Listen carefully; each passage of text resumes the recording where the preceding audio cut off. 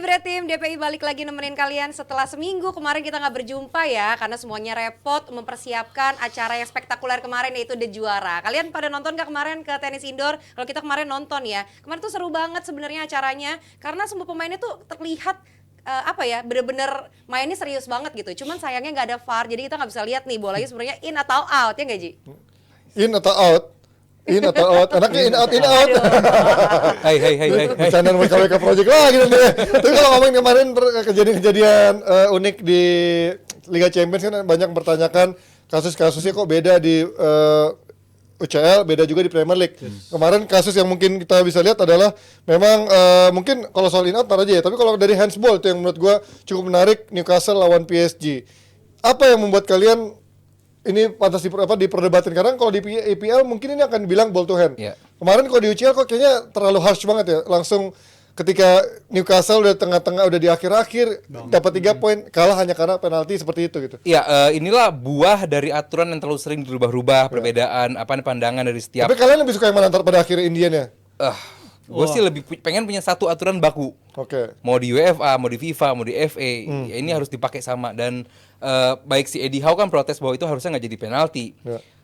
Ini mungkin yang harus diterima juga. Mungkin FA atau klub-klub Inggris nih ngerasa bahwa kita di atas segalanya, jadi semua aturan harus pakai aturan Premier League. No, ini Liga Champion, kita nggak bisa selamanya pakai aturan FA. Ini aturan yang emang aturan FIFA, di mana aturan FIFA mau handsball, mau dia mau deflect, dia mau sengaja atau enggak, mantul atau enggak, handsball. Kalau di FA masih dihitung sengaja atau tidak, jarak, terus juga posisi unnatural atau tidak, itu masih dihitung. Di UEFA di mana dia pakai aturan FIFA, itu udah jelas itu handball, dan buat gue itu keputusan tepat. Kalaupun ada keputusan kontroversi, itu di menit 64. Ya, itu juga. Di mana hakimnya dijatuhkan di situ kan. Ya. Itu mungkin 50-50, harus dicek sama VAR juga keputusan wasit, dan wasit ini juga bukan wasit sembarangan, Ji. Ini wasit yang mimpin World Cup final juga. Final juga ya. Yes. Artinya bahwa ini bukan wasit yang kemarin sore yang error prone. No, he's very good referee, dan buat gua keputusan kemarin ya tepat karena aturan FIFA jelas saat bola mengenai tangan, mau dia unnatural position, natural position, ball to hand, direct, itu handsball. Dan buat gua dari pihak Inggris seperti Newcastle dan lain, Alan Shearer juga pada kecewa, wajar karena mereka masih berpedomannya pada aturan FIFA. Di Premier League begini, di Premier League begini. Di Serie A itu handsball. Di liga-liga lain itu handsball. Nggak semua peraturan itu bisa diterapkan pakai aturan FA. Orang-orang dari FA, klub dari FA harus respect dengan aturan dari UEFA dan FIFA. Ini antara FA, UCL atau UEFA dan juga Premier League pada akhirnya kan membuat orang jadi bingung ya. Sebenarnya enakan yang strict kayak begini atau memang lebih manusiawi bisa di subjek, tapi ujung-ujungnya kan juga IPL dengan banyak kelonggarannya banyak juga subjektivitas yang membuat ada kontroversi baru gitu. Lu gimana? Gini sih Mas ya, kalau gue tadi ya ada poin dari Bang Aldi ada benernya, karena soal interpretasi jelas wasit punya pedoman masing-masing. Di Premier League punya begini, di UEFA punya begini. Tapi ya gue tekanlah kalau itu fine begitu. Tapi yang jadi perdebatan bagi gue di pertandingan MU, di pertandingannya Munchen, di pertandingan Arsenal bahkan si Kai Havertz itu juga ada bola kena tangan tapi nggak jadi handball. McTominay itu mungkin kalau pedomannya soal faktor mungkin pembeda antara di Liga Inggris dan juga di Liga Champions ketidaksengajaan dan sengajanya. Kalau bola ball to the hand, kalau di Inggris masih bisa dinilai sama wasit itu nggak layak buat penalti. Kalau di UCL kan itu harus layak stonewall penalti kan, idealnya begitu. Tapi di beberapa kondisi kemarin di pertandingan Arsenal kejadian serupa, di pertandingan Munchen kejadian serupa. Tapi kenapa mereka nggak dapat penalti gitu? Jadi menurut gua ada ketidakkonsistenan di antara para wasit-wasit ini. Jangan-jangan yang mimpin Arsenal sama Munchen wasit Inggris tuh. Bisa jadi. Pakai pedoman gitu. Iya, masih bayang-bayangnya Inggris. Nah itu menarik ya Mas, karena wasit-wasit ini kan nggak cuma mimpin dia khusus untuk UCL doang. Rata-rata mereka juga setiap pekan itu mimpin pertandingan di liga-liganya masing-masing yang punya penilaian interpretasi soal handball yang beda-beda juga pastinya. Dan wasit ini kan tadi udah disinggung sama Aldi, CV-nya mimpin Liga Champion, mimpin final World Cup dalam kurun waktu 1 tahun terakhir. Ini menunjukkan kapasitas dia sebenarnya bagus banget. Tapi kenapa bisa kayak gini? Yaitu pertanyaan juga. Karena wasit ini pun yang bagus ini, dia nggak langsung itu nilai itu penalti kan. Dia happy untuk ngebiarin pertandingannya lanjut lagi. Tapi sampai akhirnya dapat intervensi dari VAR dan pertimbangannya juga nggak cepet. Dia agak bingung juga, gue yakin dia agak pressure juga, makan waktu 1 menit 2 menit untuk menentukan keputusan dan akhirnya lahir penalti itu. Jadi menurut gue ya pure ini ya seharusnya VAR itu tugasnya untuk mengintervensi untuk membantu, tapi untuk kasus ini gue agak kecewa sama VAR karena nggak konsisten, nggak ngebantu di kasusnya Arsenal dan juga kasusnya Munchen. Harusnya buat lu ini penalti apa enggak?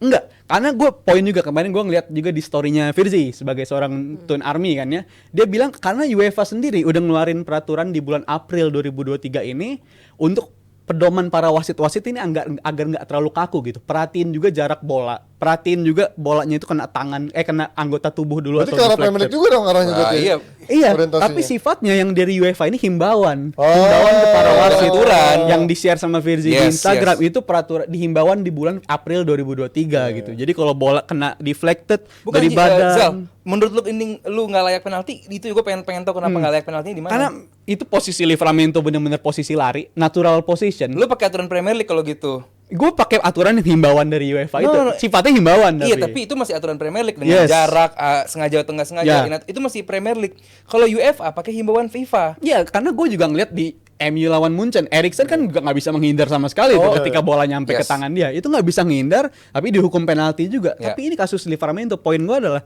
dia nggak bisa ngapa-ngapain, Ngerti bolanya terbang dari badan dia kena tangan, habis itu tangan posisi lari. Brother, gue ngerti maksud lu kenapa nggak konsisten. Kalau nggak konsisten jatuhnya ke kualitas wasit. Iya, tapi Kalau kita, pertanyaannya. kalau kualitas wasit kita nggak bisa atur. Ada wasit yang punya subjektivitas seperti ini, seperti Ya. itu kualitas kita nggak bisa atur. Cuman tugas kita di sini mengedukasi orang aturannya gimana. Nah, buat gue sesimpel bahwa nih aturannya kalau di Liga Champions itu begini, di Ya. Premier League begini, nggak bisa selamanya ini pakai aturan Premier League dan ngerasa bahwa Premier League ini di atas dari UEFA, harusnya pakai aturan Premier League dong. Nggak bisa seperti itu. Ini aturan FIFA dan UEFA gitu, dan buat gue wasit benar dan udah divalidasi juga sama pemimpin wasitnya juga, dan ini benar juga gitu, dan gue nggak ngerasa ada aturan yang dilanggar sih. Sampai kalau sedikit ada perbedaan ya kayak yang lu bilang tadi, dia nggak direct begitu kejadian langsung tunjuk itu penalti Iya, kan, to the karena spot. dia pun ngerasa yang kayak lu bilang tadi di liga mungkin ini bukan penalti. Tapi dapat intervensi dari VAR, berarti emang ini wasit diingatkan lagi bahwa cuy aturan FIFA nih, cuy aturan UEFA nih, kita harus pedoman itu. Jadi buat gua, ya gua nggak tahu mungkin beda, cuma buat gua ini keputusan tepat sih. Tapi kalau balik lagi pertanyaan Mas Panji, mendingan kayak Liga apa mendingan kayak Champions League? Tapi ada beberapa poin kayak contohnya offside. Gue lebih setuju kayak peraturannya kayak di FIFA aja. Dia lebih cepat ngambil keputusan, kalau garis gitu mungkin lebih gampang. Tapi kalau soal handball ini, gue yakin mau pedomannya kayak apapun, soal interpretasi wasit, soal handball nggak handball itu sangat-sangat rumit bagi That's gue. why harusnya pakai aturan. Soalnya satu aja dari FIFA sebaiknya. Yes. Tapi kalau buat offside mungkin works. Tapi kalau untuk handball ini kan lagi-lagi wasit ini Karena ada- memang ini dari sisi humanis terutama yang main bola Iya, bisa kena mikir tangan ketika handball. lo dalam posisi ini nggak Nggak fair bisa. juga kan, Iya. karena dulu gue inget banget Piala Dunia 98 apa 94 ya, yang si Bajo nendang bola ngarahin ke tangan, justru memang ngarahin ke arah Arahin, tangan, ngechip handsball gitu kan, itu penalti. Maksud gue ketika itu dijadikan alat strategi untuk pemain mendapatkan Iya. penalti, menurut gue juga jadi kayak nggak fair sih. Cuman ya itu memang ini akan menjadi kontroversi terus, tapi memang kalau di Premier League pada akhirnya itu kontroversinya makin lebar karena banyak subjektivitas wasit, yang tadi juga Rizal pun bilang kalau memang udah di UEFA ada aturan bakunya, kok masih juga tidak ada konsistensi di sana gitu kan, ini menjadi pertanyaan kita.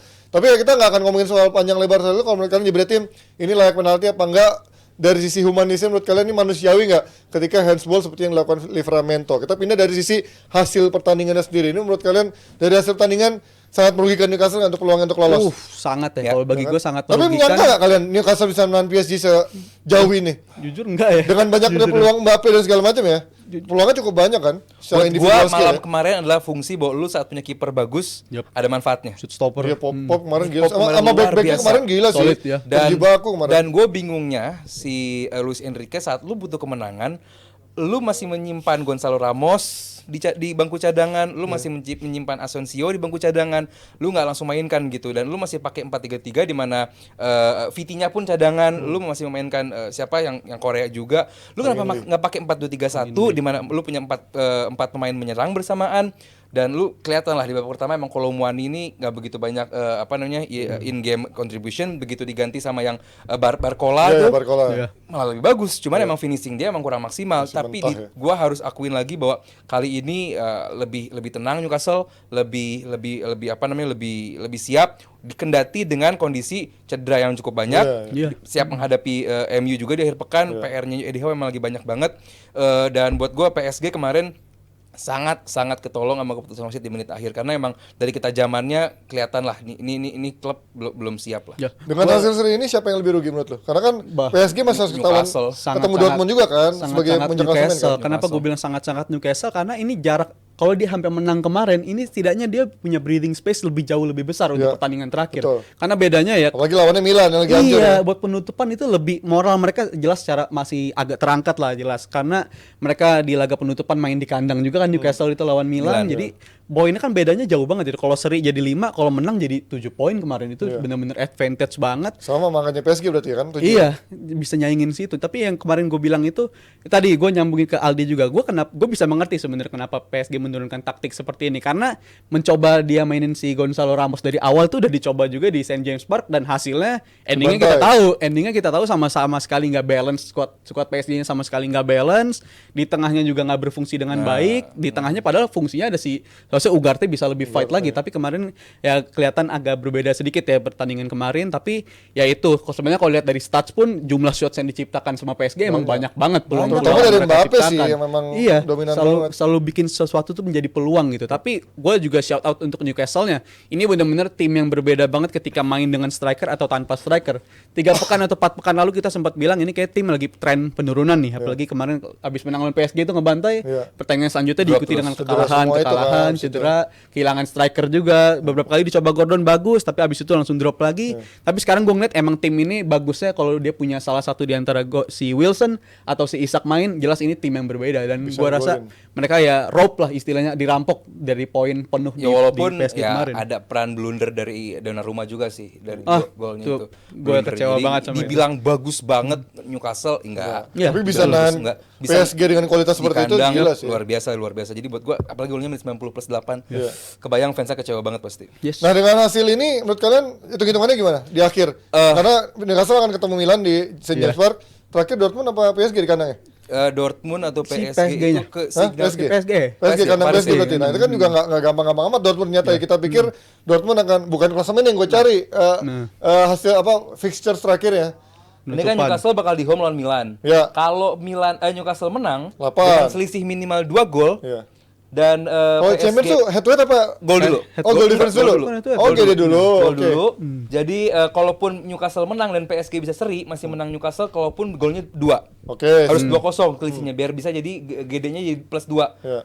PSG tetap +1. Tapi kalau sama-sama seri Newcastle dan juga PSG, ya yang lolos Pasti PSG. PSG. Yes. Tapi kalau sampai Dortmund yang menang dan Newcastle menang ataupun Milan menang, apapun terjadi PSG kalah, ya antara Newcastle atau Milan yang menang. Iya. Yang lolos. Tapi kalau ngomongin grup neraka ini gue salutnya sih sama Dortmund sih. Karena Iya, gua dari juga permainan nggak nyangka sih. mereka nggak ada perkembangan yang signifikan Betul, banget. betul. Di 3 pertandingan pertama itu sulit banget untuk Iya. ngegolin. Iya. Tapi uniknya di 3 pertandingan sisanya dari pekan ke-4 sampai ke-6 mereka nggak perlu main bagus, tapi Iya, mereka lebih pragmatis klinikal banget gitu. mainnya ya. Lebih pragmatis, lebih klinikal dan itu lebih Klinikal. beruntungnya sih. Dapat golnya itu yang lebih penting banget. Dan gue juga salut sama Dortmund setelah mereka backline itu selalu nggak nemu backline pakem yang cocok untuk apa. Tapi di 3 pekan terakhir ditunjukkan mereka bisa mengandalkan Boinasi pemain-pemain lah, yang Ryerson punya. lah, Iya. anjing. Dan itu menghasilkan 3 poin Iya. dan akhirnya Kalau ini kalau hasil. PSG jelas mengecewakan. Tapi Iya. kalau Newcastle sama Milan PR sama-sama pemain cedera. Iya. Nggak gampang juga Terganggu buat dia. PSG sama Newcastle sama Milan ini nggak gampang sama sekali. Jadi buat gua PSG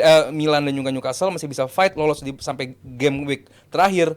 Ini grup luar biasa. Yep. Siapa? Lu terakhir awalnya Gua prediksi pengen siapa? Newcastle. Prediksi awalnya siapa dulu? Gue Newcastle lolos, Newcastle Milan Sama sebenarnya. Milan, Gua oke. Newcastle Milan. Dua-duanya lagi di 3-4 ya. Iya. Awalnya Newcastle Milan. Bunuh-bunuhan mereka pada lo apa awalnya? Ya mungkin kalau ngeliat awalnya Newcastle Milan gua Oke, awalnya. Karena bunuh-bunuhan ngeliat juga berarti posisinya ya. kayak begitu. Berarti yang benar Koci bisa-bisa nih anjing. Koci itu enggak, Koci juga PSG Dortmund ya? Iya, PSG Tapi Dortmund. bisa juga ya kalau Bisa itu terjadi. seri. PSG menang, PSG lolos. Oh iya benar, kan Hasilnya di tangan dia sendiri. Yes, jadi kalau dia lolos dari Dortmund, berarti Dortmund dan juga PSG yang lolos. Yes. Tapi Milan sama Newcastle masih menunggu hasil dari PSG Dortmund Tunggu itu. hasil. Ya itu dia dari bahasan dari Group of Death. Yes. Jadi gimana kira-kira peluang dari grup neraka ini ya? Akankah PSG bisa menemani Dortmund atau mungkin terjadi plot twist di akhir-akhir? Kita lihat ya. Tapi yang jelas akan kita bahas setelah ini.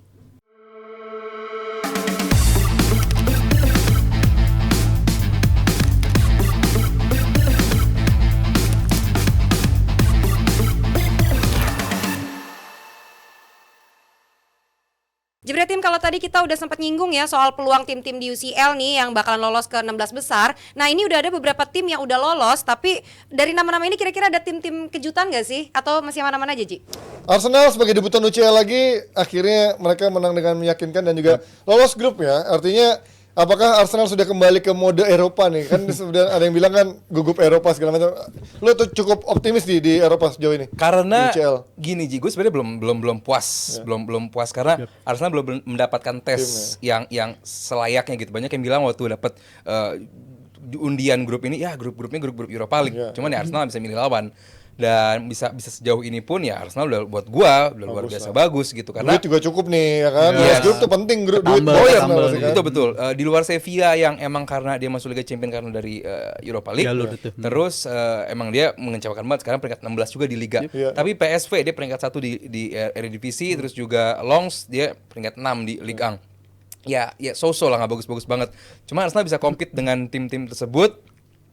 Ya buat gue cukup oke gitu. Buat gue bakal menilai Arsenal ya nanti di knockout gitu karena emang semua pun pasti merasa ya Arsenal paling layak lolos dari grup ini gitu dengan kekuatan dia, apa yang mereka raih dari tahun lalu, terus persiapan mereka tahun ini, pembelanjaan pemainnya. Buat gue Arsenal ya yang dilayaki yang paling siap untuk lolos dan terbukti emang Arsenal bisa lolos sebagai pemuncak klasemen dan bisa mengistirahatkan pemain di game terakhir nanti menghadapi PSV. Dan bisa tenang dikit karena kalau dia juara grup kan nggak akan ketemu Bayern Munchen ya. Selama ini ditakutin ya kalau ketemu di Justru gue pengen ketemu Bayern sekarang. Lalu Bayern akan ketemu terus tuh kalau bisa Liga Champions. Langganan, Momen balas dendam nih bisa nih. Lo gimana ngeliat Arsenal so far dengan sekarang dia harus compete lagi karena targetnya kan tahun lalu ketika di runner up sebagai liga gitu, otomatis kan pasti targetnya higher gitu kan, menjadi title contender. Tapi dengan sekarang dia harus bersaing dengan Liverpool di Liga Champions pun juga masih harus bersaing. Lo merasa skuadnya cukup gak untuk bersaing di dua kompetisi ini?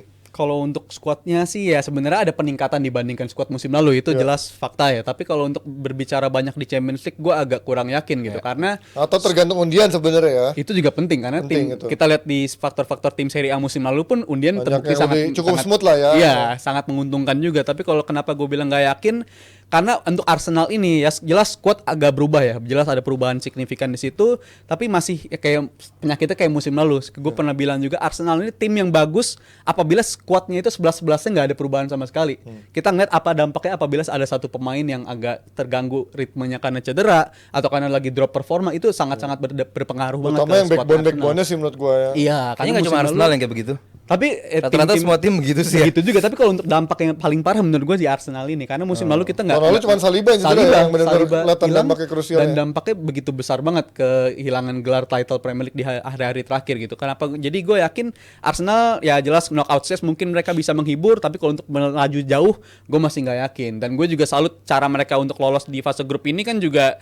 Waktu itu gue sepakat tuh, Aldi juga pernah bilang waktu kalah lawan Lens nggak perlu overreaction karena ujung-ujungnya juga Arsenal favorit untuk lolos gitu dan dibuktikan mereka nggak ada overreactionnya karena waktu itu gue inget banget abis lawan Lens tuh banyak fans yang keluar ya ini kayak Arteta nggak cocok untuk memimpin Arsenal di kancah Eropa, pemain rotasinya itu nggak Seperti siapa berjalan. tuh? Oh, nggak ada. ada itu. Atau Arteta out nggak ada ya? Koci lah. Oh iya itu kan. sayangnya. Iya lah, lu takut sama Koci ya. Lu takut. Disimpan. Main takut.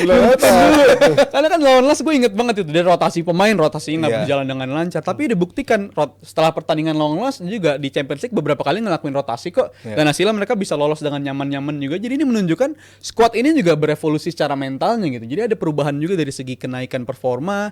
Mereka juga jauh lebih dewasa karena ya jelas mereka favorit di grup ini dan advantage sebagai juara grup kan lebih enak gitu, nggak perlu nunggu lawan runner up dari Europa League juga. Jadi mereka bisa langsung memantapkan diri, fokus ke babak knockout stage 16 besar di Februari. Dan dia bikin rekor juga Ji bahwa mereka bikin jadi satu-satunya klub yang bikin 5 pencetak gol di babak pertama dengan orang yang berbeda. Oh iya. Sejarah Orang Champions beda League semua ya. dan menjadi klub Inggris pertama yang melakukan 5 gol di babak pertama. Lagi latihan itu kemarin. Dan sekarang juga Bukayo Saka menjadi pemain dengan jumlah plus assist dan gol terbanyak di Liga Champions. Produktif 7. banget. Yes, di atas Haaland dan juga siap gol pas lagi di atas Haaland intinya. Itu kan luar biasa. Dan gue ini nambahin dikit Mas soal kemarin pertandingan lawan Los, gue harap sih bisa melanjutkan performanya tuh si Havertz gitu karena Nah, ini ini yang mau kemungkinan gua dia bahas juga. udah ngegolin 2 games beruntun. Gue harap dia bisa menunjukkan hal itu. Karena ini menunjukkan kan karena gue sebelum musim ini mulai gue bilang ya mungkin kalau soal kontribusi keep the ball segala macamnya masih agak terbatas lah. Tapi soal timing dia masuk ke kotak penalti itu dia bisa diandalkan banget gitu. Karena dia punya postur yang sebenarnya ya kurus tapi tingginya tuh bisa menang buat duel-duel tuh berguna Jadi ini banget. kudu sabar ya mau pemain ya. Ezal Harus ya. sabar, Harus harus sabar. Karena menunjuk beberapa sebulan terakhir dia juga menunjukkan dia punya kemampuan untuk kalau dikasih bola-bola direct dia bisa duel udara yang cukup bagus. Lawan City dia punya kemampuan untuk nge-hold bola, bisa mantulin ke Martinelli jadi gol. Kemarin lawan Brentford bisa muncul tiba-tiba di kotak penalti dia ngebaca reading the ball akan ke arah Nah, mana. itu bukan iya. dijadiin Yang gol. bermasalah kan sering eksekusinya Iya, meleset gitu kan. nggak kena, bolanya nggak kalau kena nggak ya apa. nggak masuk gitu, Iya. melebar atau ke atas Tapi gitu kan. itu lagi poinnya kenapa gue bilang kenapa ada peningkatan karena sebulan terakhir Dari treatment dari akurasinya. Arteta dan treatment dari teammates-nya itu sangat-sangat mendukung dia, bikin suasana jadi kondusif. Penalti kemarin waktu itu dapat lawan Bournemouth dikasihnya ke dia gitu untuk dia bisa buka keran golnya. Ya, ya. Jadi menurut gue secara apa yang dilakukan sama squad Arsenal ini emang secara kolektivitas Unity, bagus ya. banget. Lawan Brentford gak cuma si Havertz doang, si Ramsdale pun juga pas full time itu kayak langsung dipeluk. Padahal bego sama- mainnya maksudnya ada dua Padahal blunder. bisa Tahun kalah. lalu Leno juga dipeluk. tahun lalu, Habis tapi itu habis itu dibuang. Jadi Selesai. nggak ada artian, cuman ya secara teammate, secara Iya. kondisi bikin nyaman itu perlu. Karena banyak pemain, lu lihat nggak Onana di game kemarin menghadapi itu beres pertandingan Nggak ada yang meluk loh. sendiri Sendirian. lepas glove. Iya. Iya. Lonely Bete banget dia. ini. Itu nggak bagus. Itu nggak bagus. Nah, untuk menemani Arsenal ada PSV atau Lens karena kan Gua PSV ya. karena PSV akan ketemu Arsenal, Arsenal kan, di- akhir. di Menurut gua Belanda. Arsenal akan nahan apa Gua kira santai. PSV bisa nahan seri Arsenal. Mungkin Arsenal sedikit Rotasi. karena dan PSV juga butuh 1 poin juga biar jadi 9 Karena poin. Lens juga gak gampang lawan Sevilla ya. Ah, itu mungkin Tapi pasti Sevilla bakal mati-matian dong karena dia kan biasanya Gua nggak tahu, habitatnya masih bisa jalur balik kan. Masih bisa apa enggak gue tuh berapa poin tuh gue lupa sih. Sama Masih ada 5-3, 5-2. Kalau dia menang lawan lawan Lens, ya dia bisa lolos karena Berarti Sevilla peringkat 3, Lens peringkat 4, Betul. PSV peringkat 2 ya. Dua. Iya. Oke. Yep. Oke, itu dia dari lu berarti sama PSV Sama, ya. PSV lawan Arsenal dan Nggak ada kejutan dari Lens ya. Nggak ada. PSV punya peluang untuk nyuri poin dari Arsenal di pertandingan Iya, gua terakhir. setuju. Dengan catatan Arsenal nggak ini ya Iya. nggak main full team atau main series ya. Nah, kita pindah ke dari Arsenal dan juga grupnya ke grup lain. Ada grup apa yang menarik ya? Kalau mungkin dari grup C ini, Napoli kemarin Iya. kira-kira masih lolos nggak? Ngelihat kemarin lawan Madrid juga kesulitan dengan Napoli next bakal ketemu Braga di kandang. Ya, Ya, penutupan. buat gua, itu bakal seru tuh karena yang menang datang bakal ke Bandung dia lolos. berarti ya. Iya, Braga. bakal ke Braga. Iya benar. Braga. Dari es krim yang enak tuh di Braga tuh gue lupa. Aduh. Iya itu tuh. Ada pocong-pocongnya. Palak juga ada. Macet lagi. Panji apal ya? Panji apal ya? Indra Braga. Bukan. Aldi Braga. Dragi, Dragi. Ini gimana? Kan jadi ngomongin Braga nih. Gue jadi ingat apa di Bandung. Tapi kalau ngomongin bagaimana kemarin Madrid pun juga tanpa striker lagi-lagi. Ya. Kemarin bagaimana Bellingham bermain sebagai aktor dari bahkan dia memberikan bola yang begitu enak pada Joselu, menyemangati Joselu kan Joselu kayak minder ya waktu selebrasi. Menurut lo, ini Madrid tanpa striker sebenarnya fine-fine aja gak sih? Ini Tanpa membuat Vini. gua terbuka matanya bahwa yang paling harus lo benahi dari satu tim bukan backnya, bukan strikernya, midfieldnya. Saat midfield tim itu benar-benar rapi, kita nggak perlu khawatir untuk depan sama belakang karena kontrol bola ada di situ. Kapan lo harus nyerang, kapan lo harus bertahan. That's why Juve depan belakangnya biasa aja, tapi tengahnya bagus. Madrid juga. Lihat PSG, depan belakangnya bagus, lihat tengahnya. Berantakan.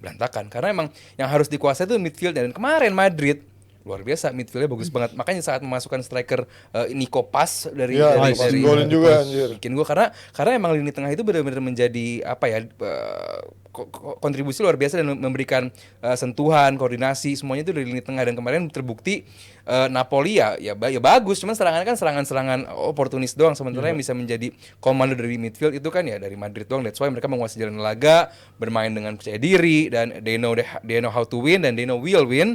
Jadi ya buat gua kemarin Napoli emang 1-2 level di bawah Madrid kelasnya. Cuman next time menghadapi Braga di Stadion Diego Armando ya buat gua Napoli paling bisa paling dimungkinkan untuk lolos sih. Karena Union Berlin juga susah kan main lawan Madrid dan Union Berlin yang tahun ini bukan yang kayak tahun lalu juga kan.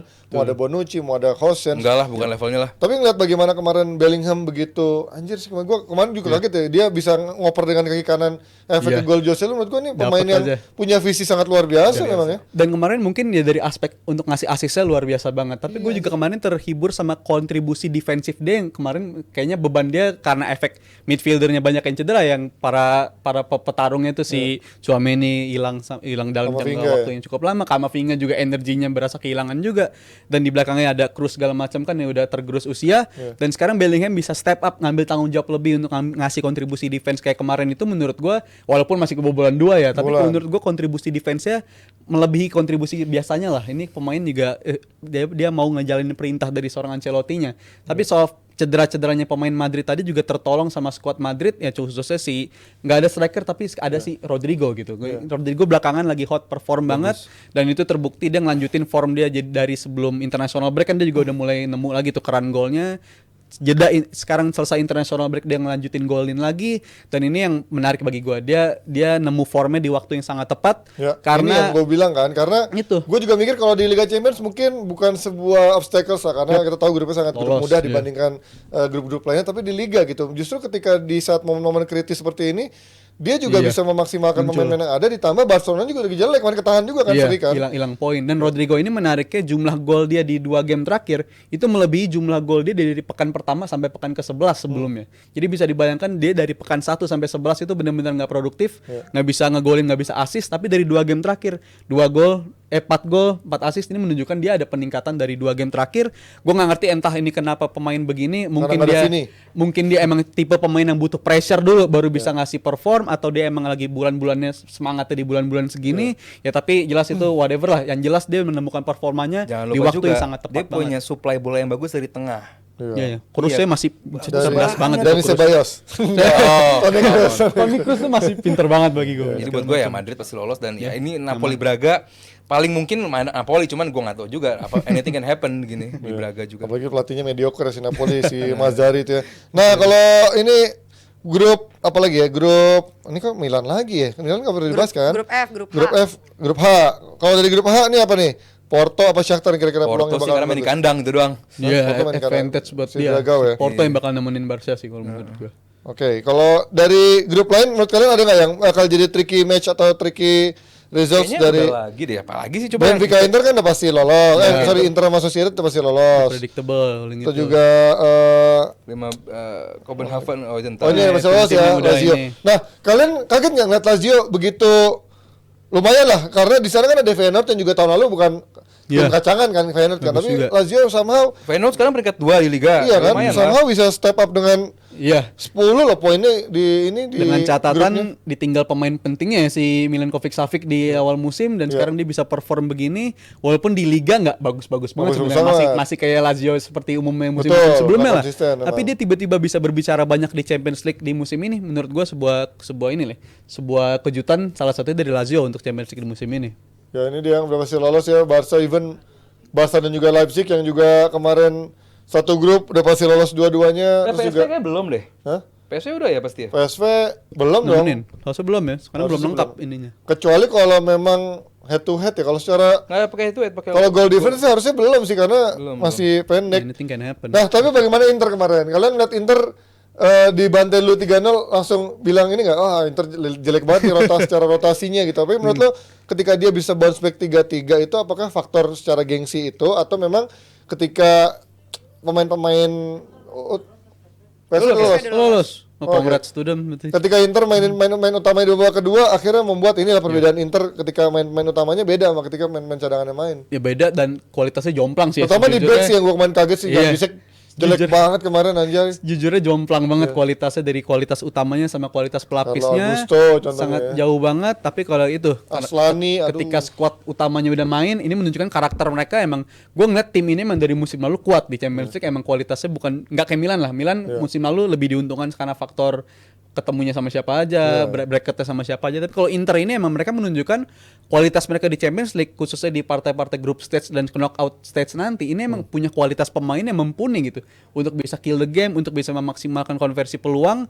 Ya mungkin babak pertama itu emang apa saja lah, defense-nya tadi Mas Panji juga udah nyinggung, emang bagus banget. Tapi kalau soal kolektivitas, mereka kemampuan mereka untuk bangun peluang apabila squad-nya lagi pada hot-hotnya, mereka mampu untuk ngegolin kayak gitu. That's why mereka musim lalu bisa berbicara banyak di Champions League kalau menurut gue. Secara mental ini kan tahun lalu kan mereka bahkan juga nggak finalis nggak diharapkan untuk final juga kan. Betul, tapi juga tahun ini secara mental dia pasti juga ngincer Scudetto, karena Scudetto dia tahun ketiga Inzaghi belum pernah juara dan sekarang mungkin bisa menjadi apa dua ordanya buat Inzaghi dapetin Scudetto. Menurut lo tahun ini apa prioritasnya buat Inter? Buat gue Liga. Liga kan. Buat gue Liga. Lagi sekarang head to head sama Juve lagi. Iya, dan nanti bakal ketemu Napoli di akhir pekan juga Iya, kan betul. Napoli. Jadi buat gue ya, gue ngerti kenapa pada akhirnya Inter mempersiapkan atau mengistirahatkan beberapa pemain.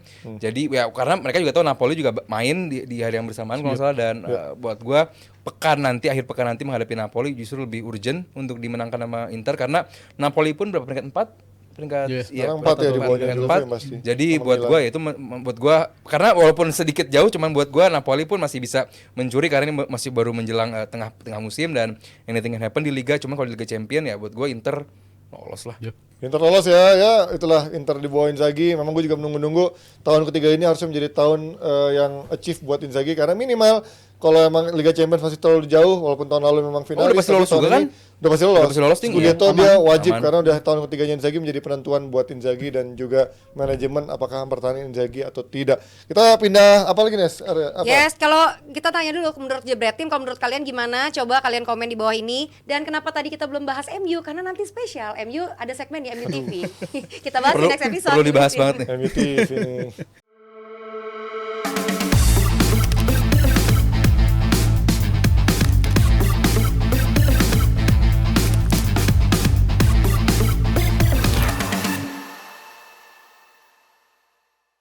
Nah, untuk episode kali ini Jebretim, langsung aja waktu dan tempat kita persilakan untuk Panji yang mau mengeluarkan unek-uneknya. Silakan Ji.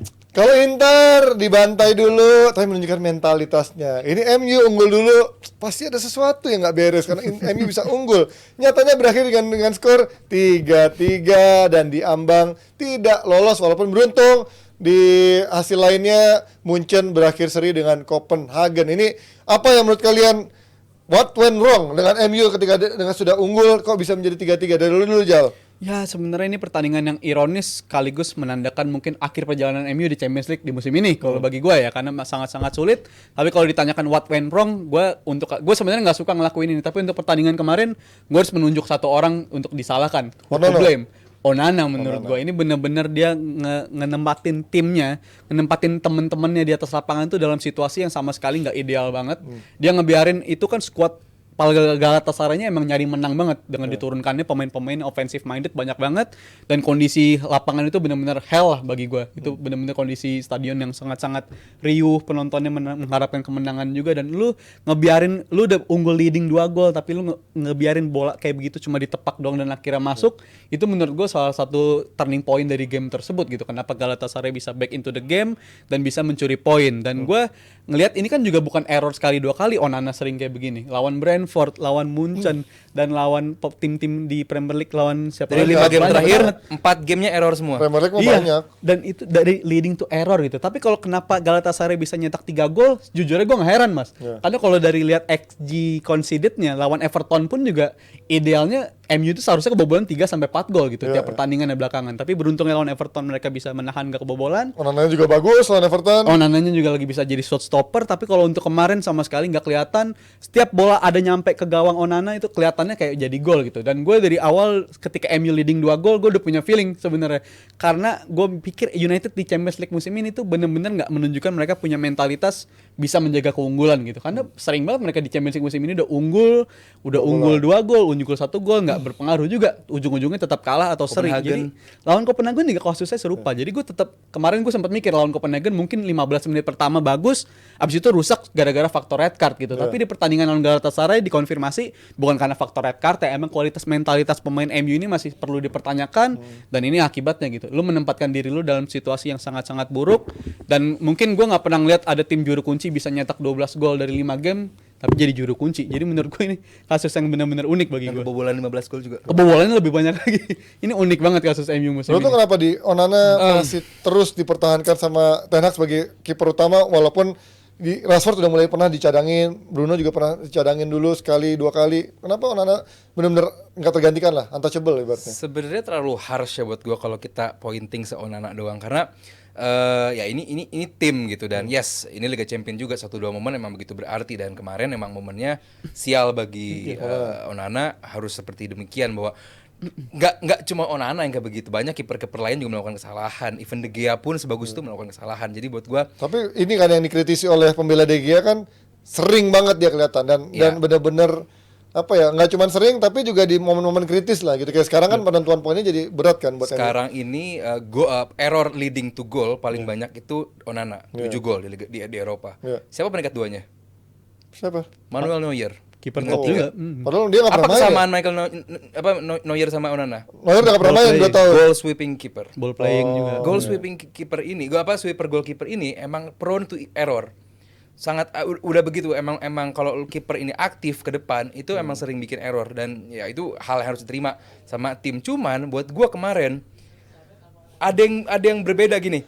Kenapa lu kan target masuk lapangan itu tujuannya menang. Iya. Bukan gol banyak. Menang aja cukup, 1-0 cukup. 2-0 cukup. Tapi lu sampai menit 20 lu nyerang dengan apa ya? Dengan semangat tinggi gitu tanpa lu mau ngontrol pertandingan, lu mau kalem, lu mau passing di belakang dulu, kontrol tengahnya, baru sekali-kali 2 kali maju ke depan. Ini enggak. Lu menyerang gitu. Kalau targetnya bermain lebih atraktif, bermain lebih menyerang, seperti yang Ten Hag bilang di post match interview, ini permainan yang gue pengen. MU lebih atraktif, lebih inisiatif, punya urgensi untuk menang. Yes, MU begitu. MU melakukan hal tersebut. Cuman untuk menang nggak cukup itu. Iya. Menit 60 lu keluarin Højlund dan lu masukin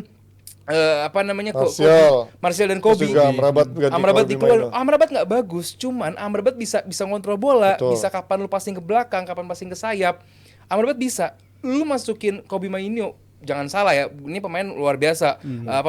Peluang masa depannya gue yakin bagus banget. Cuman di game seperti ini, di atmosfer seperti ini, terlalu kesian buat Kobe yang baru sembuh dari cedera juga kan, untuk main, dan lu menjadi feeder bola di tengah untuk mengkonversi dari belakang ke depan. Bukan cuma feeder, di breakernya masalah. Breakernya yang juga masalah menjadi nggak tukang ada. jagalnya kan harusnya jadi dia Buat kan. poin juga, saat lu menghadapi tim yang mengandalkan serangan balik, Nah. harus ada seorang breaker. Nah, itu Ini nggak yang ada ada. juga gitu. Meninggalkan dia sama McTominay yang juga maju juga Amrabat kan. masih mending, Reji. Betul. Amrabat masih bisa jadi breaker. Setuju gua. Ini nggak ada, dan saat kondisi seperti itu, lu lihat gak posisinya si Muslera tinggi banget, Iya. tinggi banget, Tenang dia udah. tenang banget, dan kayak throw in kasih ke Muslera lempar ke depan. Iya, Emang ngincer gol banyak, apalagi MU bikin 2 gol cepat. Iya.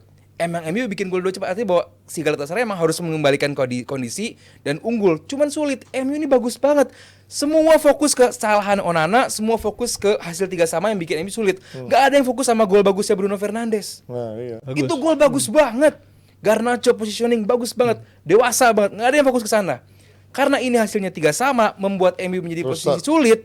Orang fokus, lupa bahwa kalau lu pengen main menyerang bikin gol, MU bisa. Cuman harus ada yang di midfield yang tengah. That's why gue ulangi lagi. Fokus utama saat lu pengen regenerasi tim, lu pengen ngebikin tim, midfieldnya dulu. Midfield, fokus di midfield. Madrid menunjukkan dengan hal tersebut. Dia investasi besar-besaran di midfield. Lihat sekarang apa terjadi. Striker Rodrigo, saat Vinicius gak ada Joselu, aman-aman aja. Tapi MU kelihatan banget ini sulit sekali. That's why di game nanti menghadapi Bayern tentu sulit banget. Apalagi walaupun main di Old Trafford, gue lebih mungkin antara Copenhagen sama Galatasaray yang lolos. Ya karena juga kondisi di match terakhirnya walaupun dia menang lawan Munchen pun juga masih berharap sama hasil tim lain kan. Betul. Harapannya Galatasaray bukan- harus seri kan minimal harus ya. seri lagi, bukan cuma soal ini harus menang dari itu, tapi harus seri dan dengan catatan lu harus menang dari Munchen gitu. Mungkin bisa menang dari Munchen tapi kan nggak nentu mereka hasilnya seri karena Munchen udah memastikan diri lolos. Mereka abis ini juga bakal ada winter break, mereka bakal lebih tenang-tenang aja. Ya tergantung juga Munchen mau pakai pemain intinya atau enggak. Tapi kalau soal breaker tadi di midfield, gue sebenarnya kemarin suka banget lihat permainannya Bruno karena nggak cuma dari kontribusi asisnya, nggak cuma dari kontribusi golnya, kontribusi defense-nya di 30 menit pertama tuh Ya kan, semuanya walaupun memang 2 pelanggaran itu dari dia ya. dari Bruno. Yang free kick dari dia ya. Dia ngasih foul gitu. Tapi gue foulnya itu pun gue juga nggak ngekritik dia besar banget Iya, karena dari foulnya itu emang yang dibutuhkan. Gue pengen ngeliat pemain MU itu lebih bandel gitu ketika hilang bola. Either lu kalau lu nggak bisa ngerebut bolanya, ya lu bikin foul, berkorban untuk tim. Kan dia nggak nyangka juga bolanya bakal di shoot sama Ziyech bakal semudah itu, bakal langsung ceplos ke gawang Iya, betul, aja betul. gitu. Kalau Jadi, gue puji sih Anthony ya. Anthony bagus. Gua ngeliat puji Anthony. gue ngeliat semua outfield playernya di midfield dan lini Iya, dengan tengahnya. 4 orang di depan itu bagus. Iya. Midfield tuh nggak Mereka- ada. Mereka hilang bola, mereka mau track back lagi. Yes. Momen sebelum Bruno fall itu kan juga mereka dia ngejar dari jauh banget, Iya, loh. Dia yes. diikutin dari jauh banget diikutin Iya. gitu. Jadi menurut gue dari segi karakter pemain jelas ada peningkatan gitu. Mereka mau ngejar bola, mereka mau ngambil tanggung jawab yang biasanya nggak kelihatan tuh tanggung jawab itu ketika hilang bola mereka nggak mau tracking lagi. Tapi kemarin kelihatan dan tapi ditutupi dengan skor 3 kebobolan 3 gol ini. Tapi kalau soal 3 gol ini, gue kenapa yakin banget Onana nih? Gue nggak bilang Onana jelek ya, tapi ada yang salah dengan Onana musim ini. Karena gue inget gue juga pernah bilang di DPI musim lalu ketika Inter nyampe ke final, emang XG kebobolan Inter tuh juga banyak, rata-rata 3 shoot 4 shot itu harusnya bisa dikonversi menjadi gol, tapi bisa dihindari karena shoot stopper dari Onana musim lalu bagus tahun banget. lalu. Jadi menurut gue agak mengherankan ketika Apakah lo setuju dengan pernyataan siapa kemarin ya? Legenda ada legend ngomong. legend Italia apa siapa ya bilang buktinya tahun lalu di Inter dia fine aja gitu kan. Berarti ini penyakitnya ketika pemain pindah ke MU banyak main-main yang secara pressure nggak dilindungi gitu. Mau di kipernya, mau strikernya, mau wingernya, Mau banyak pelatihnya. yang ya bisa juga maksudnya Pressure, kayak, Ji, Dan itu pressure betul. ini nggak gampang. Itu betul Mas, karena dari musim lalu Inter juga lawan Benfica gue inget, abis itu lawan Milan, jumlah shoot yang mereka terima, jumlah shoot yang seharusnya bisa dikonversi menjadi gol nggak terjadi karena Onana mainnya bagus banget di musim lalu. Dan di Internya final juga pun bagus bertahan. Internya juga Backnya, bagus, iya. tapi kan juga sebagus-bagusnya tetap lawannya tetap bisa nge-shoot dong, dan Iya. Onana bisa ngelakuin itu, bisa menyelamatkan itu dari kebobolan. Iya. Tapi di musim ini sebenarnya masih kelihatan Onana tuh di kebobolannya Ziyech yang gol kedua lawan Brentford itu kan semuanya dia sebenarnya bisa dia tepis gitu, Iya. bisa kena tangan dia dulu, tapi kenapa bolanya itu tetap bisa kalahin tangan dia? Jelas ada masalah personal dari sini. Kenapa gue bilang begitu? Gue baca juga di Twitter ada salah satu tim dokter yang bilang, tim analis dokter yang bilang kayaknya nih Onana nih latihan detailnya ada yang dilupakan gitu, soal faktor yang biasanya kiper-kiper itu latihan soal ngekuatin Gimana? nguatin ini nih kondisi otot-otot di jari-jarinya ini, karena Oh. beberapa kali di musim ini bolanya dia udah ngebaca, reading the game-nya bagus, reading the ball-nya bagus, dia bisa nebak Ini arah salahnya bola tim datang kepelatihan kemana. MU ya. Bisa jadi karena Waktu kan ini kipernya. udah jadi rahasia umum juga, fasilitas latihan MU itu agak minim. Kenapa bisa kiper sebagus ini, kiper yang bisa mengantarkan Inter ke final tapi tiba-tiba jadi sedrop ini? Menurut gua ada sesuatu yang salah gitu. Karena dari positioning bagus tapi bolanya tetap lewatin tangan dia dengan begitu mudahnya. Jadi Posisinya juga semalam kemarin berantakan sih. posisinya justru Posisinya bermasalah berantakan. menurut gue ya, Justru terutama buat juara gua- ketiga juga. Gol pertama Buat gua positioning positioning jelek. sih. Agak ke blocking, tapi yang lawan Brentford tadi gue bilang, terus lawan yang kemarin lawan Galatasaray itu dia sebenarnya bisa nepis Apalagi gol bolanya. ketiganya Galatasaray. Tapi bisa lewat Iya gitu. sih, Itu Arthur, apa? itu Iya, near post ya. Near itu- post dia bisa kalah begitu sebenarnya dipertanyakan juga. Tapi itu ya poin gue itu. Beberapa banyak sebenarnya gol yang bisa dihindarin karena positioning udah bener tapi tangannya yang selalu kalah. Gua kalau membahas itu kita nggak akan beres Zal. Cuman gue pengen lebih menitik beratkan apa yang kerugian MU kalau sampai nggak lolos gini. Kalau sampai lolos dari grup ini MU dapat 15 juta. Iya. Kalau menang dari dari fase 16 besar dapat 9 juta. Nextnya 13 juta, final 15 juta, kalau menang tambahan 4,5 juta. Lu masuk ke Europa League cuma dapat gope. Iya. Downgrade. Terus nextnya gope lagi, final tambahan 1 juta. Nggak lolos apa-apa, ya udah lu nggak dapat apa-apa dong, cuma 15 juta doang kontribusi lu di grup. Hubungannya dengan apa kok pendapatan? Hubungannya dengan lu FFP. Iya. Iya. Januari lu mau belanja pemain. Lu kerugian dalam 3 tahun itu hanya boleh 105. Oke, 105 dengan tambahan 90 juta dari Pemilik. owner, Ya. dari pemilik. Ini Kalau owner owner udah yang nggak mau chip ngasih. in, kerugian udah 155. Ini kalau sampai nggak lolos Bumerang. 16 besar, ini bahaya banget buat kondisi keuangan. Bumerang MU. banget bagi United kalau sampai nggak lolos gitu, karena ya ekspektasinya sebesar ini dan mereka udah ngelakuin invest besar-besaran juga sebenarnya. Gua anggap besar di summer kemarin, dan kalau sampai dapat kabar di Desember ini sampai nggak lolos Champions League, menurut gua pertanyaan justru malah makin banyak untuk Ten Hag gitu. Pressure akan makin mengembang ke arah dia. Tapi menurut kalian ini ketika let's say dia nggak tampil Nggak lolos. di Eropa gitu, nggak lolos di event Europa League, ada sisi positifnya nggak? Karena dia bisa fokus di Premier League untuk memperbaiki secara fondasi progres untuk musim depan. Gua rasa sih nggak terlalu berdampak positif juga ya, karena di musim lalu pun kita ngeliat ketika mereka abis menang dari Carabao Cup, abis itu di Europa League sempat menang abis itu tersingkir, dia nggak bisa Lawan berbicara banyak di liga juga, justru malah trennya malah menurun gitu sejak abis itu. Jadi menurut gua dengan atau tanpa kancah Eropa, menurut gue United ini tetap akan dipertanyakan kualitas pemainnya. Ya mungkin arahnya akan ke Ten Hag. Kenapa gue bilang pressure akan meningkat selain dari faktor Eropa? Beberapa pemain yang cedera udah mulai balik lagi. Kobe Maino yang digadang-gadang ini pemain penting. Shaw udah balik. Luke Shaw udah balik lagi karena itu udah nowhere to hide bagi Ten Hag sekarang. Lu udah nggak bisa berlindung di balik alasan pemain-pemain gue cedera, karena pemain-pemain lu sekarang udah pada balik dan di Desember ini kan lu akan sulit banget ditunggu Tinggal siapa Licha doang paling ya yang belum ya? Iya, Licha masih belum To balik. be fair, permainan MU membaik sih. Gue lihat ada Belum baik, progresnya. membaik. Karakternya pada Gue lihat membaik. ada progresnya, cuman untuk certain of minutes. Hilang, Ya, iya. loss. Dan itu costly. Iya kan? Certain of minutes bagus banget MU. 20 menit pertama bagus banget. Lawan Copenhagen 15 menit bagus. Iya. Cuman, nah bedanya Arteta kemarin bilang bahwa pertandingan ini dua babak. Kita nggak bisa main 40 menit bagus, sisanya jelek. Yup. 90 menit harus bagus untuk menghadapi Longs itu kan. Nah, MU ini 20 menit bagus, selebihnya panik. Hilang. Hilangnya tuh bener-bener panik gitu loh. Lu kayak santai lu punya kapabilitas untuk bikin gol. Lu akhirnya unggul 3-1. Bisa lu bikin 3-1. Ketenangan itu ada, kualitas itu ada. Cuma lu panik. Karena panik itu orang langsung berargumen wah ini salah pelatihnya, ini salah Onana. Kalau kemarin 3-2 berakhir ya kan nggak sampai 3 sama, MU menang, nggak ada tuh berita-berita seperti ini. Wah MU dalam kondisi ini nggak ada. Karena emang hasil kemarin 3 sama, hasil yang bikin MU jadi posisi sulit. Secara permainan MU oke. Cuman prone dalam serangan balik karena ada breaker di tengah. Luke Shaw tinggi sekali sampai si Bui itu gampang banget di kanan. Buat gue kok ini sebenarnya secara progres ya lu naif lah kalau bilang MU nggak ada progres. Progres ada, pemain dari balik dari cedera udah kelihatan. Belum nanti Region juga. Cuman ya ini costly banget karena kelihatan banget salahnya di siapa gitu. Dan buat gue Ten Hag pun kesalahan. Lu menit 60 masukin orang yang nggak harus lu masukin. Dan penampilan oke, tapi kalau agak kurang fair kalau cuma bilang pertandingan Galatasaray kalau 3-2 menang mereka nggak akan ada omongan-omongan Karena kayak terlalu begini. banyak kayak gini ya. Maksud Karena- gua dia bisa main bagus tapi Iya. ada banyak kesalahan-kesalahan yang akhirnya hilang, menyebutkan dia sendiri kan. costly. Karena di pertandingan Champions League nggak cuma lawan Galatasaray, Lawan 4 Munchen. pertandingan kemarin juga Lawan Galatasaray pertama, Galatasaray, Copenhagen 2 kali. Tim mana sih yang bisa ngegolin 3 Gua kasih tahu, Munchen? kalau nanti di akhir pekan Spurs kalah, oke MU menang, MU peringkat 4 loh. Iya, fine. Buat gua nggak begitu, jangan terlalu harsh di lah. liga fine. Mereka Nah, iya, karena mereka nggak sejelek itu ternyata Iya. di liga. Tapi kalau untuk MU di nanti Champions menang lawan Bayern Munchen, MU lolos.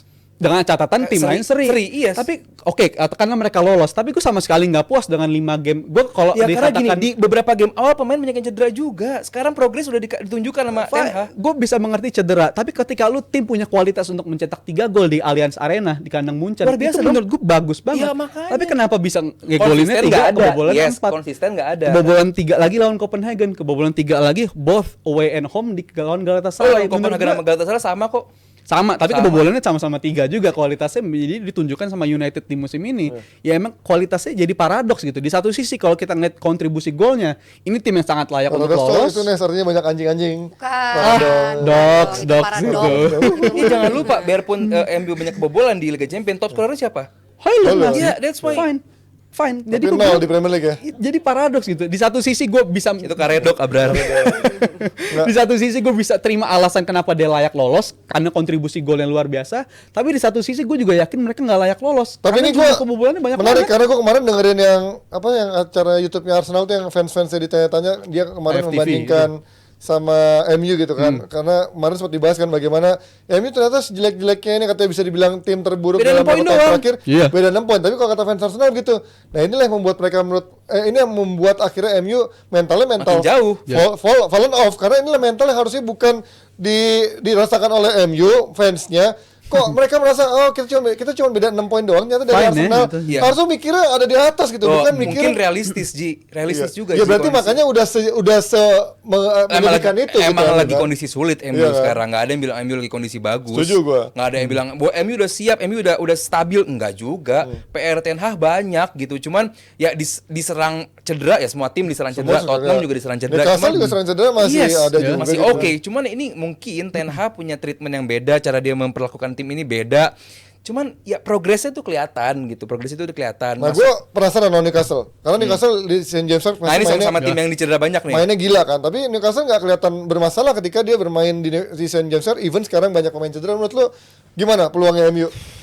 Karena gue merasa MU bisa menang selama ya lagi ada yang on fire aja gitu. Yeah, secara game changer. secara individual ya, bukan as a team, bukan as a unity. Cuman kalau memang lagi off kayak Garnacho off, Bruno off, kelar gitu. Tapi di 2 game terakhir Garnacho sama Bruno lumayan oke sih. Oke. Dan Connectionnya bagus kelihatan Connectionnya dua game. Link up-nya selama ada Haaland juga di sana ya. Yes. tujuannya apa? Satu, tingkatin kepercayaan diri. Makanya kemarin menghadapi Everton, Yup. nggak gampang loh Ji. Iya. Orang tuh bilang ya lawan Everton. Everton. Nggak gampang lawan Everton bisa menang 3-0 karena apa? MU bermain dengan kepercayaan diri tinggi. Semua pemain bisa bebas bermain dan bisa menunjukkan performa terbaiknya. Dilanjutkan di Liga Champions walaupun hanya 20 menit main bagusnya. Di nanti menghadapi Newcastle, MU bisa bikin gol duluan. MU bisa mencuri gol dulu Tapi bisa juga walaupun kebobolan lagi di menit-menit selanjutnya karena Newcastle bermain lebih longing itu lebih banyak gitu, span-nya lebih banyak walaupun di PSG Dan pun second ball sih gue nggak itu bahaya. Nah, Joelinton Power terus bisa mereka. langsung bola ke si Gordon. Apalagi kalau Gordon ditaruh di antara back tengah Maguire sama Evan atau Maguire Lindelof itu gue nggak tahu. Cuman kalau sampai Gordon taruh di tengah dan lu punya Almiron sama Isak bisa main itu juga bahaya. Cuman ini tim sama-sama tim yang sedang ya masih mending MU lah. MU bermainnya udah balik dari cedera. Newcastle sedikit lebih berat 8 kalau nggak salah main inti yang cedera juga. Even Dan Burn juga cedera. Botman kita nggak tahu sampai kapan balik. Terus midfield juga lini depan Wilson gua nggak tahu bisa dimainkan apa lagi atau enggak. Terus juga si siapa namanya Harvey Barnes masih lama. juga masih hilang lama. deh Artinya kalau bahwa Barnes. kalau MU diunggulkan pemain dia lebih pulih lah, lebih banyak yang pulih. Jadi di atas kertas harusnya MU bisa unggul. Iya. Di atas kertas. Iya. Tapi St. James's Park ini juga punya apa ya magisnya gitu, nggak gampang tim bisa menang di sini ya. Nanti apa kita lihat lah siapa pelatih yang bakal protes soal VAR. Eddie Howe tapi kayaknya jarang semalam? Baru kemarin. iya, Baru semalam. kemarin ya karena ya Champions benar-benar League. kayak mereka sayang banget ya udah 90 menit bertahan Iya. tiba-tiba kalah karena penalti Embol. doang. Lu tuh gimana lawan Newcastle peluangnya MU? Ya sebenarnya kalau berkaca dari pertemuan-pertemuan di musim lalu, ini gamenya alot biasanya di musim lalu di Termasuk Old yang musim Trafford ini juga alot. MU kalah kan. Kalah tapi Carabao ya apa sih? one traffic itu Iya, Carabao, iya, Carabao. 3-0. Carabao, kan, Skornya 3-0. Tapi itu one traffic lah. Ibaratnya cuma Newcastle doang yang mainnya bagus Iya. ketika lawan MU di musim ini. Tapi kalau di Premier League musim lalu dua-duanya tuh alot gamenya. Tapi kalau buat pertandingan besok, gue berkaca dari match terakhir Newcastle bukan lawan PSG ya, lawan Chelsea. Walaupun Chelsea down to 10 men, tapi Iya. sebelum itu pun juga Newcastle ini defense-nya masih terlalu mudah bagi Prone. Chelsea untuk bisa tembus gitu. Jadi gue masih bisa mikir United punya peluang untuk bisa mencuri gol karena faktor itu lini belakang Newcastle walaupun katanya les-les nggak seburuk itu ternyata, Iya. tapi tetap aja gitu peluang masih tetap bisa diciptakan sama tim-tim lawan apabila lu berhadapan dengan tim Newcastle yang kayak sekarang ketika nggak ada Botman, nggak ada Burn, ini benar-benar tim yang berbeda. Jadi gue ngeliat United mungkin masih akan melanjutin tren performa dia untuk bisa mencetak gol di 30 menit pertama kayak belakangan ini karena intensitas dia di 30 menit pertama itu bagus banget, tapi balik lagi intensitas Newcastle di lini tengah itu salah satu yang terbaik juga gitu. Joelinton, si Gimares itu benar-benar Longstaff tipe-tipe petarung semua di tengah. Ada Jadi Miley ini juga. akan yang Miley Cyrus. breakthrough ya, breakthrough talent itu akan menunjukkan Bukan dong. mungkin ini game yang akan dua babak ya. Mungkin babak pertama akan dipegang oleh MU dan untuk babak kedua akan dipegang Newcastle karena di musim ini pun Newcastle lebih banyak mencetak gol di ketika main di babak kedua kayak contoh lawan Chelsea kemarin juga mainnya jauh lebih lepas Karena di kartu babak merah kedua juga ya. dibantu oleh faktor kartu merah juga. Jadi menurut gue United bisa mencuri poin asalkan kita akan melihat di karakter mereka bisa nggak mereka bisa main intensitas setinggi itu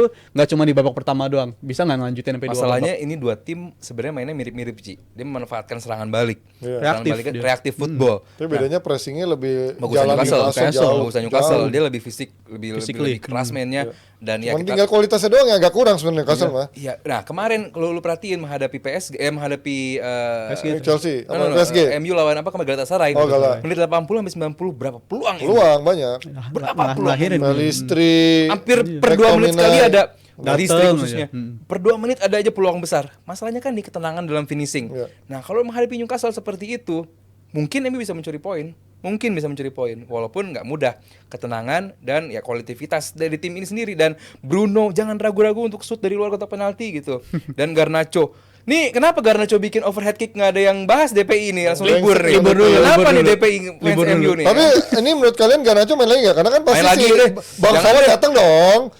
Nggak mungkin Bangsawan dilupakan dong. Oh, Rashford. tidak mungkin dilupakan bupati sana loh. Ini lagi enak Ji timnya Ji. Ya kan? Lagi Tapi enak masa wangi. gue nggak yakin Dan Hag cadangin dia di laga Premier League ya. Hoylund, Garnacho, Bruno, Anthony. Lagi Link enak. up-nya jalan sih kemarin. Hoylund terutama Hoylund menurut Hoylund gua lagi bagus banget. menjadi poin puzzle yang sangat penting untuk Ya. link up one to one Hoylund wall pass ya. running behind Lascelles, enak banget itu pas itu. Hoylund udah ngelakuin segalanya dengan benar, tinggal golnya aja yang belum datang untuk Hoylund di Gua Premier Berarti League. belum benar dong, berarti belum benar. Kalau berapa Harusnya belas udah pertandingan ngejaluin. belum ada golnya gue bingung dah anjir. Di Premier League. Ya semoga Kalah dah, sama ya. Havertz dong. Jauh. Oh, masih mending Havertz sama Hoylund.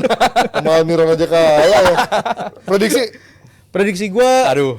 seri lah untuk match ini karena Udah berarti benar. belum membaik. Kan lu bener terus. 2 sama atau 1 sama lah. Ya, itu bener berarti. Lu deh, seri juga. Gue MU. MU masih lo. Yakin. Bagus nih. Ya, kita lihat nanti hasilnya. Lu dong, semangat lu lah. dong. Tuh, Kasih- Panji kasih- pucat MU lagi dong. di sini. Saya biasanya nanti aja di Twitter nanti bikin prediksinya ya. Oke deh. Tapi satu pertanyaan gue Ji, lo kalau anak lo yang paling kecil nanti lo bakal cekokin MU juga nggak? Pasti. Kalau lo nggak Diarahin. pilih MU, nggak jadi fans MU, gue coret dari kakak gitu. Iya benar. Ya kan soalnya ada Abdi juga di sana kan. Bukan. Gara-gara. Oke, Jibret Tim, kalian Lucu mau terus. preview untuk pertandingan weekend ini akan kita kasih di episode berikutnya.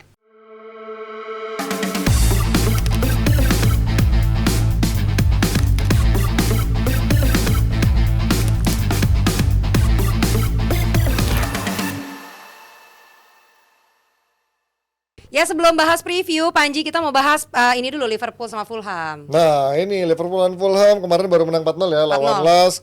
Dan Fulham juga lagi nggak begitu konsisten juga. Walaupun Mas Haryo kemarin lagi nge-preview lagi bikin ulasan jersinya bagus tapi jersinya. Tapi kalau lihat Liverpool sekarang, Liverpool yang sudah menjadi udah bisa standing on their feet ketika mereka sekarang udah Asik, menemukan standing on. gelandang-gelandangnya, walaupun menurut gua gelandangnya masih belum Biasa aja. steady ya. Tapi somehow mereka sudah menemukan backbone-nya jalan gitu. Actually, Anjay, counter press ya.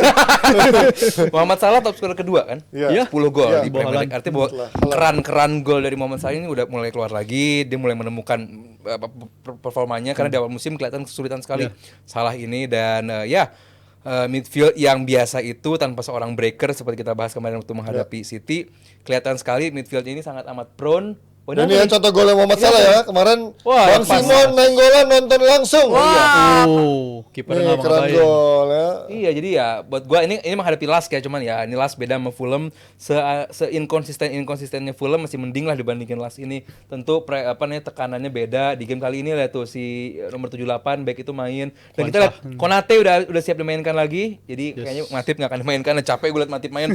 Jadi ya mungkin Van Dijk, Konate. Lihat ini away. Seperti ini, lihat Anfield ini away seat-nya lumayan banyak, apalagi nih cup. Jadi dikasih seat yang lebih banyak. Away ini. Karena Bang Simon pasti nonton di The Kop Stadion Kop N. Ini di sini nih. Jadi tribun paling berisiknya dan itu tribun away dan ya buat gua ya Ryan Gravenberch di game menghadapi City kemarin lumayan bagus. Game changer. Game changer juga. Ya jangan si Jepang itulah. Endo. Aduh.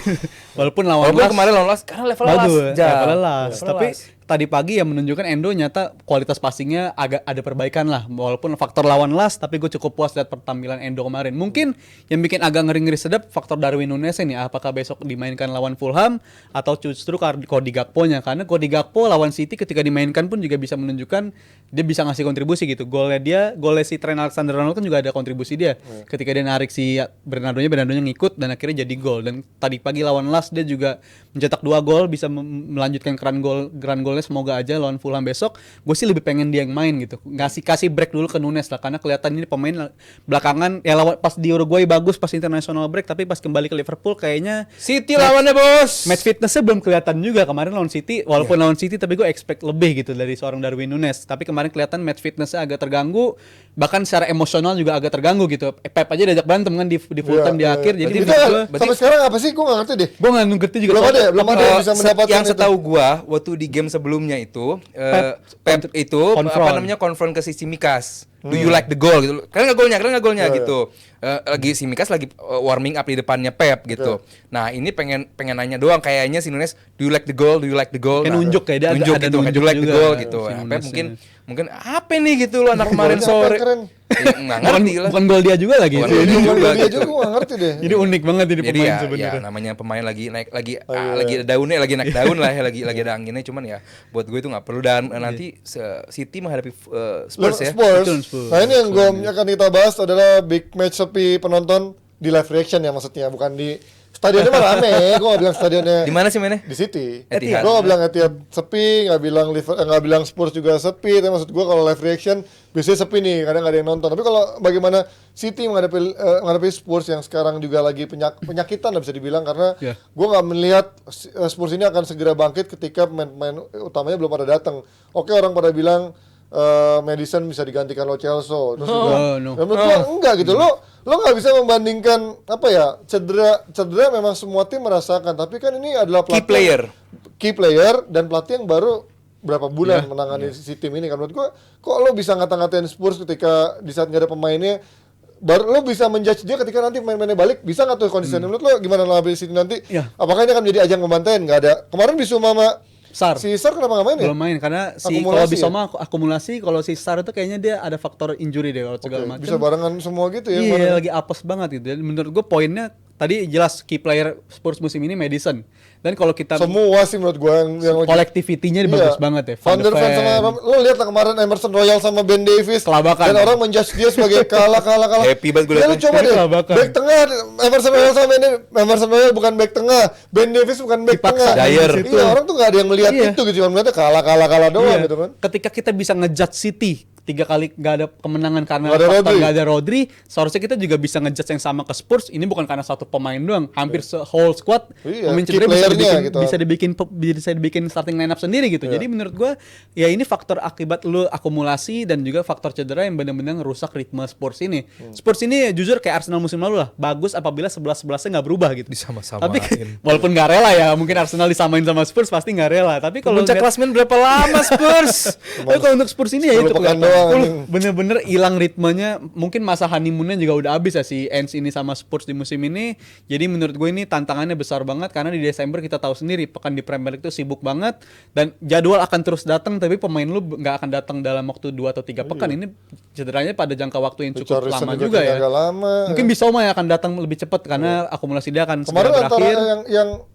Romero kan udah bisa main ya belum ya? Ya, Satu lagi Ben kayaknya. Bentancur cedera Oh, 3 juga. kali ya? Romero satu lagi. Ben Bentancur juga makin juga. tambah lagi Iya, cedera. ketika itu lebih apes lagi Bentancur baru Baru bisa balik. dimainin akhirnya langsung jadi Ada starter midfield. datang cedera lagi. Jadi menurut gue ritmenya benar-benar terganggu. Tapi apakah besok akan dibantai sama City? Gue nggak yakin akan dibantai. Justru gue mengharapkan penampilan yang terbuka di antara kedua tim saling Nah, justru ini menurut gua akan dibantai karena Dibantai itu berapa gol? di atas 3. tuh kalau bantai gitu. Tapi 3-1 dibantai nggak? Gue nggak expect segitu. 3-1 3-1 mah enggak lah. aman ya? Nggak Ya, gua kebantai 3-1. lah. Kalah Ada telak aja, perlawanan. tapi Iya, dibantai. dibantai. Karena ketika lawan Aston Villa kemarin pun kalau kita utamakan Aston Villa yang ibaratnya kayak kualitasnya kayak City, mungkin skornya akan gede-gede juga Betul. karena Aston Villa bangun serangannya bagus Itu banget. main di Spurs loh. Di Spurs kemarin dan Spursnya bagusnya cuma 10 menit 20 menit awal lah, habis itu benar-benar kebawa sama penampilannya Aston Villa, khususnya di babak kedua lah benar-benar udah lost banget. Jadi menurut gua harapan gua City ini kan tim yang bisa lu sakitin apabila lu nyoba untuk nyerang dia terus gitu. Bukan cuma lu sit back doang, defense dalam-dalam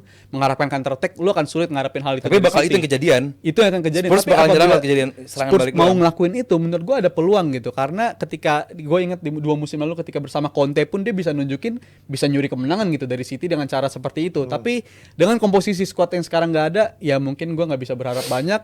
Tapi at least bisa ngasih perlawanan, tapi nggak dibantai. Itu udah syukur bagi gue untuk Spurs di situ. Lu di ngeliatnya City menang, cuman Spurs bukan tanpa perlawanan. Ya, Gimana Spurs menang? Spurs menang ini sama bagaimana Liverpool bisa menang kalau mau menang menghadapi City, itu ada breaker di tengah. Saat ini nggak ada breaker di tengah.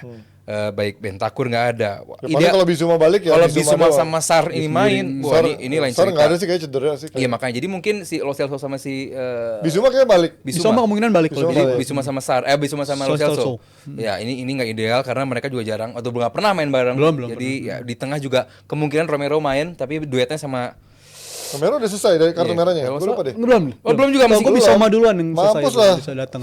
Emerson Royal sama Ben Davies lagi tuh sama Eric Dyer paling di game menghadapi Liverpool, walaupun Liverpool di tengahnya nggak menunjukkan tekanan yang berlebih kepada City, cuman passing City ini biasa aja menghadapi Liverpool. Nggak ada killer pass nggak yang nggak killer pass ini dijalanin. nggak ada. Nah, kehilangan bola mungkin kejadian di game menghadapi menghadapi Spurs.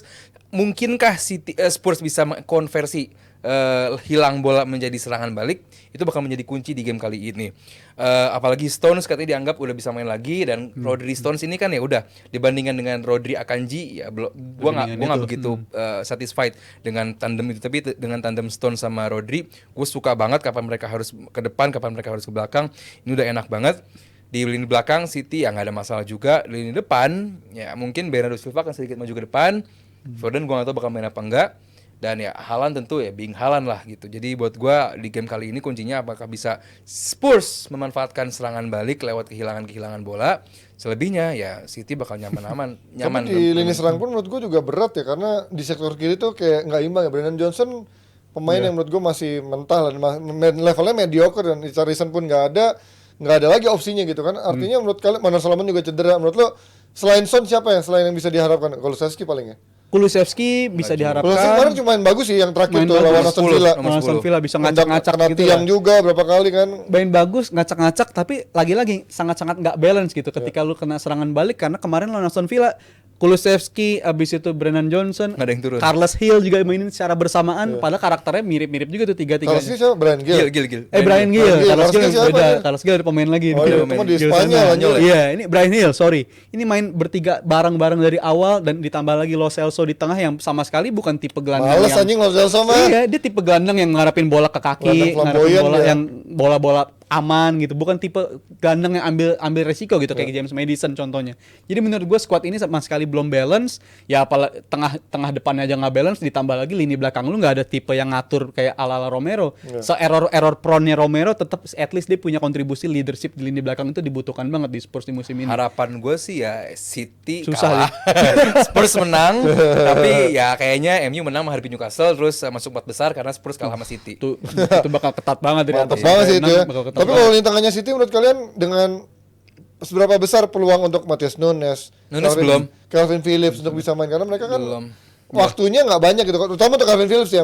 Dia harus cepat-cepat mikir nih Januari cabut apa enggak, mengingat ada Euro tahun depan. Iya, gua- Walaupun mungkin Southgate tetap memberikan tenang, aman, kalau nggak main juga nggak Darling, cabut. Pasti. darling. Cuman gue nggak lihat Pep akan melakukan rotasi berlebih di game kali ini. Tetap dia bakal Dia apalagi- treat ini game yang serius juga. Dia butuh 3 poin, nggak ada alasan untuk kepleset. Karena kita lihat lah emang performa City emang lagi nggak sebagus biasanya gitu. Serangannya juga ya mulai ketebak lawan. Beruntung sekarang punya pemain seperti Doku di kiri yang eksplosif banget. Asisnya juga lumayan bagus, dilicin banget. Take on sama Julian Alvarez juga Berarti bagus. Grealish makin susah dong. Rotasi Ji ini karena timnya Pep ini nggak selalu lumayan bagus di game week ini, di game week depan betul bakal sih. main Nggak lagi garansi kecuali, dia. kecuali Haaland ya.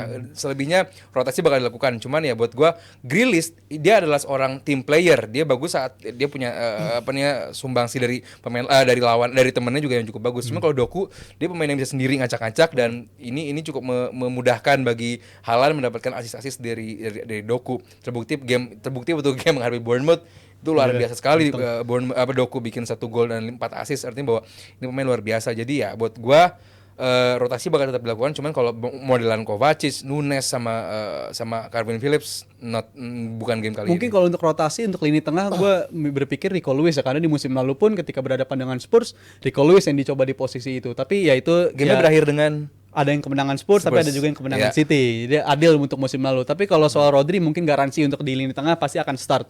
Untuk pendampingnya teka-teki. Tapi kalau agak ke Nunes depannya juga ada lagi yang- berarti Stones mungkin balik ya? Stones mungkin balik. akan jadi pendampingnya. Stones balik, Mungkin ya. kalau soal rotasi yang paling gue pengen dirotasi dulu sih Julian Alvarez Mas. Karena di Champions League dia ngegolin kemarin lawan Leipzig, oke fine golin, tapi kalau soal kontribusi dia di liga selama 2 game 3 game terakhir Kurang bahkan sih emang 2 jauh terakhir lebih ya. panjang dari 2 game 3 game terakhir, udah mulai kehilangan gitu. Dia baru kerasa kehilangan De Bruyne 2 pekan 3 pekan terakhir. Jadi menurut gue pemain yang mungkin harusnya diistirahatkan dulu untuk pertandingan besok ya bisa dicoba si Julian Alvarez itu.